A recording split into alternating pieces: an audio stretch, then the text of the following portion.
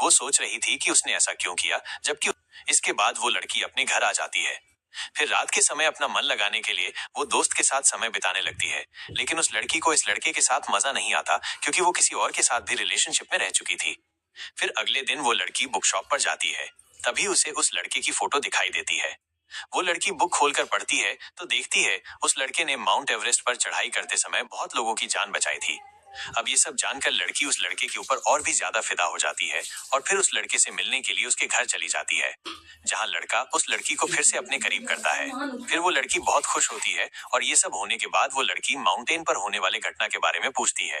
इस पर लड़का उस लड़की को बताता है कि मैंने बहुत लोगों की जान बचाने की कोशिश की, लेकिन सबको नहीं बचा पाया।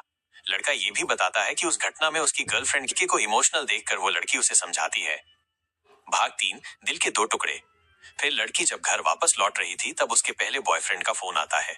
वो कहता है कि आते समय कुछ सामान लेते आना। फिर लड़की घर आने के बाद बहुत रोती है, क्योंकि वो उस लड़के से प्यार करने लगी थी, लेकिन उसकी लाइफ में पहले से एक लड़का था। अब जैसे तैसे करके वो लड़की अपने पहले बॉयफ्रेंड को ब्रेकअप करने के लिए बोलती है। ये सुनकर वो लड़का दुखी हो जाता है और फिर कहता है, तुम ऐसा क्यों कर रही हो, हम एक दूसरे से बहुत प्यार करते हैं और बहुत जल्दी ही शादी भी करने वाले हैं।